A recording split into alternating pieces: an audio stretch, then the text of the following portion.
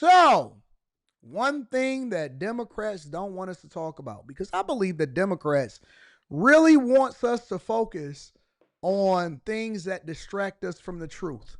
And what is the truth? The truth is that Trump and the United States of America has been winning at an unprecedented rate. And so these are the things that distract you. These are the things that we try to prevent you from being distracted from, because the thing that I want you to focus on the most, not saying that this other stuff is not entertaining, not saying that we shouldn't have a conversation about it, not saying that it can't add value into our life in order to figure out where the money is, but I want y'all to understand where the money is going. And according to the Treasury Department, for the first time in years,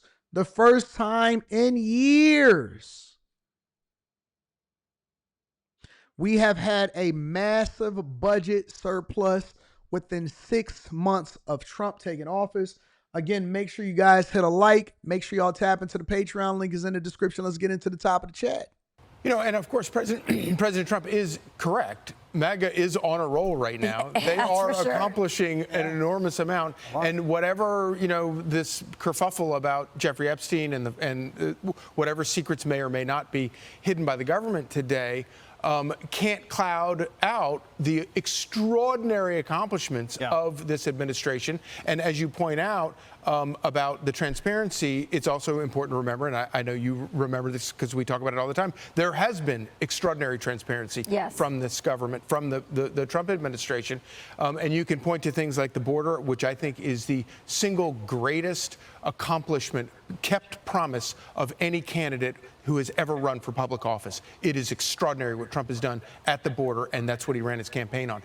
Another thing that he ran the campaign on was tariffs. And he promised that he was going to rewire the way the economy works in hopes of it being a better place for people who work, a better place for young people, working class people. I hate the word working class, but working people who don't make as much money and want to get a purchase into the American dream. And his payoff for the month of June, the federal government ran a massive $27 billion surplus, which is for the month of June, which is an extraordinary thing. The fact that we're running a surplus at all, and when you look back and think about all the poo-pooing that the media did, and all of the economic experts who said this would never happen and Trump was going to destroy the economy,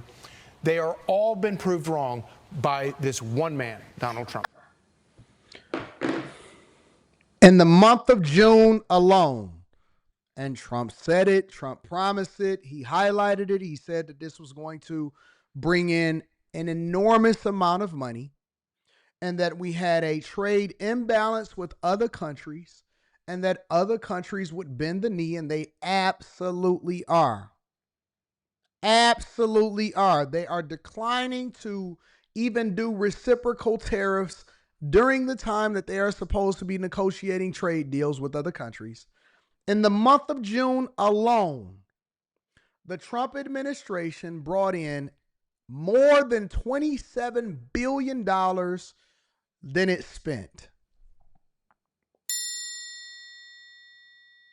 And people are mad. People are angry. People are absolutely, positively angry. 100% people are angry. They don't like it. They bothered by it. Not only, and here's the beautiful part about it, not only is he running a $27 billion surplus in June alone, because he's been running a surplus for the majority of the months that he's been in office, that's 1 month. Here's the beauty about it, though. Inflation has gone down. Inflation is only at 2%. And that is ideal. That is the level that we were supposed to be at all in 2020, 21, 22, and 23, and 24. Inflation was supposed to be at 2%. So we running at a 2% inflation We're trying to get the Fed in order to lower rates so that we can then open up the economy and really be booming. That way, money is cheaper. We are running the government more effectively, more efficiently. No service has been lost or cut off. We are running it like a business. We're bringing in more revenue, and at the same time, the costs are going down. You don't see an explosion in the amount that it costs you to go shopping. Grocery prices are down. Gas prices are down. Inflation is down. Budget surplus is moving and booming. And people are pissed. So Trump is running the federal government at a surplus, but Los Angeles is running at a deficit of $1 billion a year. California is running at a deficit of $10 to $20 billion per year. Chicago is running at a deficit of $1.14 billion a year. Every single year.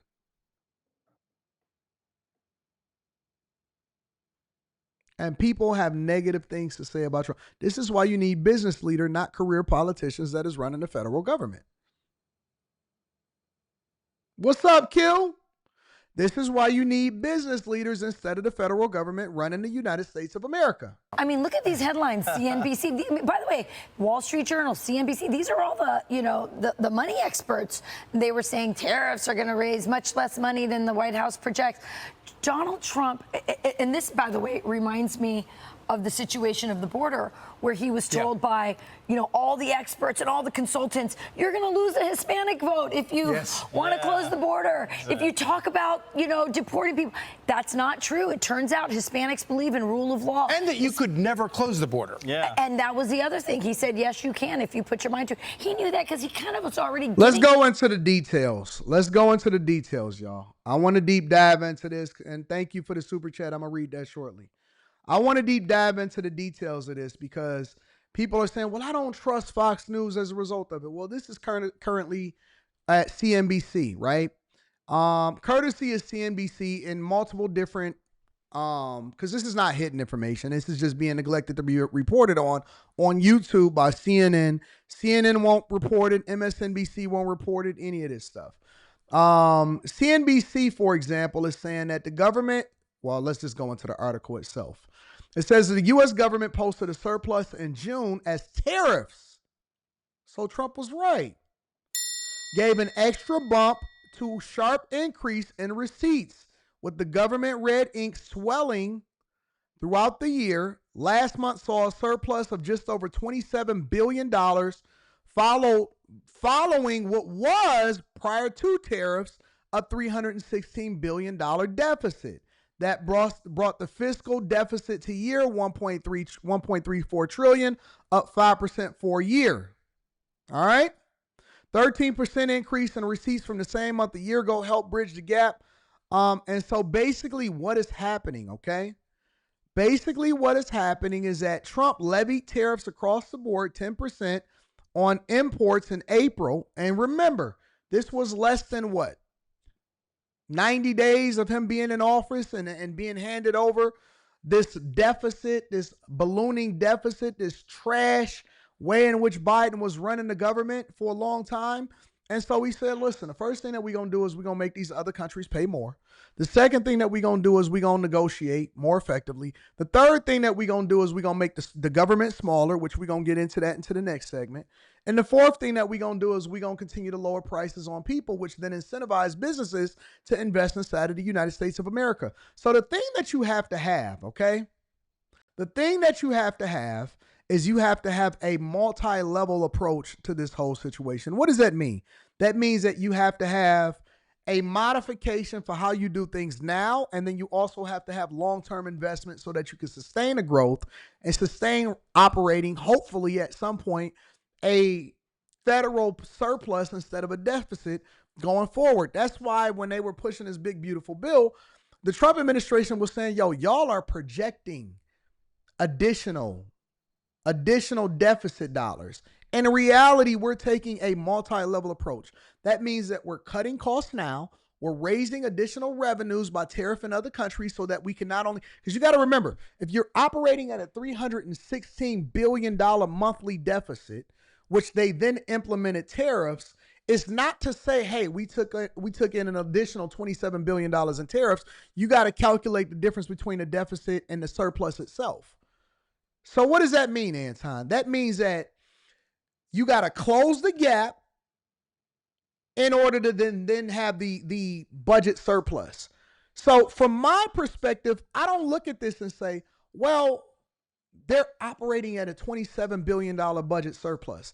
I'm saying that he closed an almost $400 billion budget gap month over month. Let me say it again for the people in the back.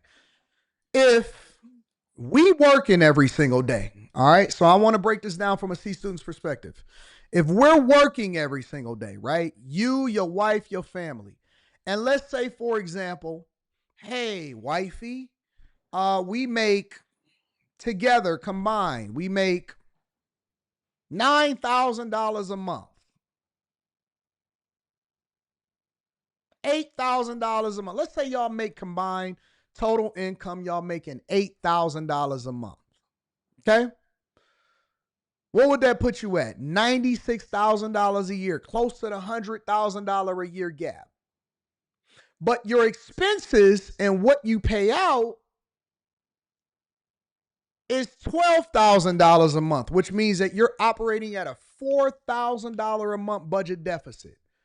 Let's say you letting your wife manage the finances, y'all spending $12,000 a month and you only bringing in $8,000, okay? Let's just use flat numbers. We're not going to throw taxes in. We're not going to do any of this type of stuff, all right? You bring in $8,000, y'all spending $12,000, which means that you either borrowing money, you're going into debt, you're using credit cards, you took out a payday loan or whatever, right? In order to cover that $4,000. Now, this is $4,000 every month. $4,000. Next thing you know, at the end of the year, you're going to be saying, listen, we $50,000 in debt and we need to get out of debt-free plan. Let's get a coaching call with Anton.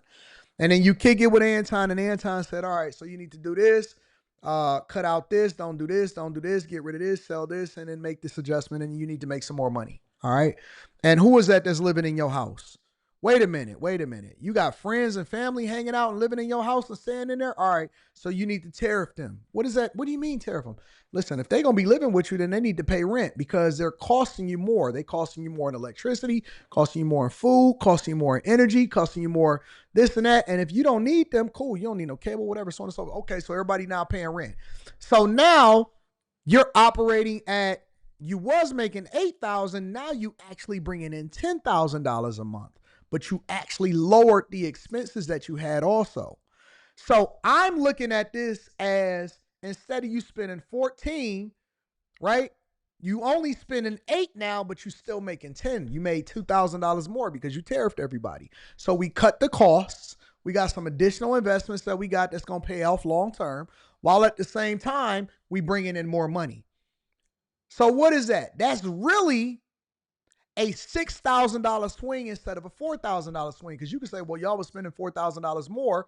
No, we got it down to the $8,000 while at the same time making $2,000 more. So when they say that, yo, Anton, they making a $27 billion surplus, I'm calculating the amount that they're eliminating month over month that they had out the door, the $316 billion that they were operating at a deficit the month before.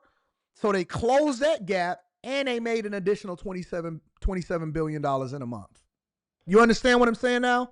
So you can't even just look at it and give them credit and say, hey, wait a minute, they made a $27 billion surplus. You got to acknowledge the fact that they closed the gap.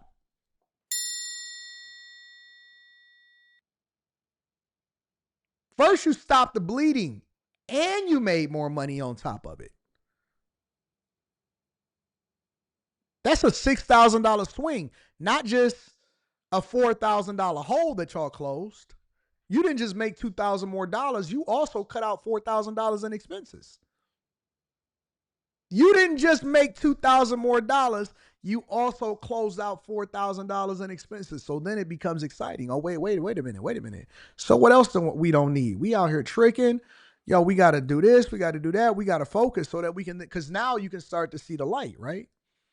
And this is the same thing that happens with the U.S. government. This is the same thing that happened on the state level, same thing that happened on the city level, except when you go to these big blue cities like Los Angeles and Chicago and so on, and then Denver and so on and so forth, and even the state of California, they still bleed money. They still bleed money. And so that is the difference. That is the difference. And so Trump is doing a phenomenal job, but they want to distract you from the fact that he made that change and he's swinging it in the favor of the United States of America for us to continue to be profitable while at the same time incentivizing companies to invest inside of the state or inside of the country. So we got a short-term view and we got a long-term view. We're going to make more money long-term. We're going to have more investments. There's going to be more money circulating. Hopefully we lower interest rates and it's going to be phenomenal. And so I think that this is going to be a great time to be alive. And I've been telling y'all for a long time that if you are not prepared to take advantage of what is happening in this economy, if you are not prepared to take advantage of what's about to happen, it's going to be one of the greatest boom times in history. And people are sitting there with their hands tied behind their back because they keep saying that they don't like Trump, and they saying they don't like they think he a racist. It's stupid. It's stupid.